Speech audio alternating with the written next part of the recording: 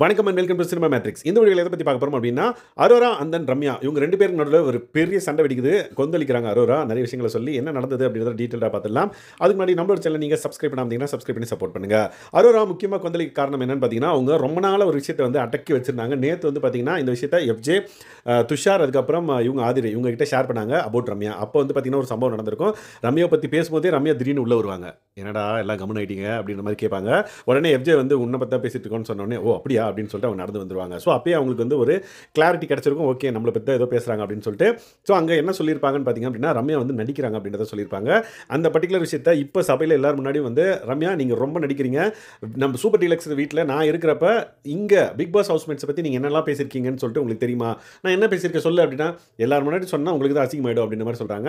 நான்லாம் அப்படி யாரையும் எதுவும் இது பண்ணல அப்படின்ற மாதிரி சொல்கிறாங்க. உடனே அரோரா வந்து பார்த்தீங்கன்னா, நீங்கள் அப்படி சொன்னீங்க, ஆனால் இங்கே வந்து இந்த வாரம் பார்த்தீங்க அப்படின்னா கனியை வந்து அம்மான்றீங்க, அதுக்கப்புறம் சபரியை வந்து லைக் அண்ணன் அப்படின்ற மாதிரி உறவு முறை வச்சு நீங்கள் வந்து வேற ஒரு கேம் விளையாடுறீங்க அப்படின்ற மாதிரி சொல்கிறாங்க. உடனே வந்து யார் அப்படியெல்லாம் கிடையாது, எனக்கு வந்து ஒரு குடும்பம் வேணும்னு சொல்லிட்டு தான் நான் வந்து இங்கே இவங்க கூடலாம் நல்லா பழகிட்டு இருக்கேன். நான் வந்து அங்கே இருக்கிறதுக்கு சூப்பர் டிலக்ஸில் இருக்கிறதுக்கு காரணம் எனக்கு கிடைச்ச சலுகை, நான் அதை வந்து யூஸ் பண்ணுவேன். ஒரு டாஸ்க்கு வந்தால் நான் என் டாஸ்க்கை பண்ணுவேன்.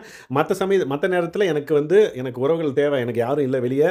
ஸோ என்னை வந்து நானே தான் வளர்த்துக்கிட்டேன். ஸோ எனக்கு வந்து ஒரு குடும்பம் தேவை அப்படின்றதுக்காக தான் இங்கே வந்து எல்லாரும் கூட இன்ட்ராக்ட் பண்ணுறேன் அப்படின்றத வந்து அவங்க தெளிவாக சொல்லுவாங்க.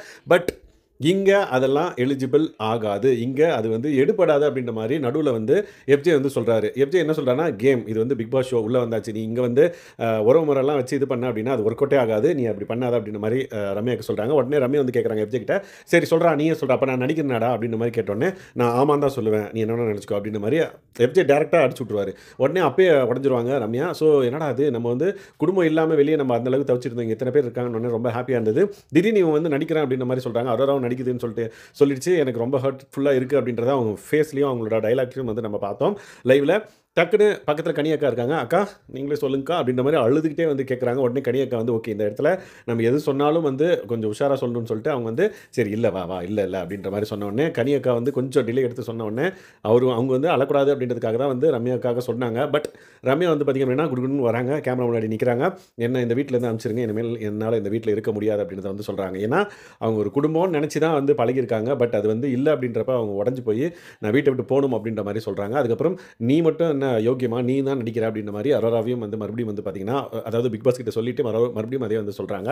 நான் ஒன்றும் நல்லவன்லாம் சொல்லது கிடையாது அப்படின்ற மாதிரி சொல்கிறாங்க. நீ வந்து நல்லவன் இல்லை அப்படின்ற மாதிரி லைக் அரோரா வந்து சொல்கிறாங்க. ஏன்னா நீ வந்து நடிக்கிற, நீ வந்து உண்மையாக இல்லை அப்படின்னு சொன்ன உடனே இவங்களும் ரிப்பீட்டாக அதை வந்து சொல்லிட்டு இருக்காங்க அரோராவை, நீ மட்டும் என்ன சும்மாவா அப்படின்ற மாதிரி. ஸோ இந்த மாதிரி அந்த சண்டை நீண்டுகிட்டே போகுது. எங்கே போய் முடிய போகுதுன்னு தெரியல.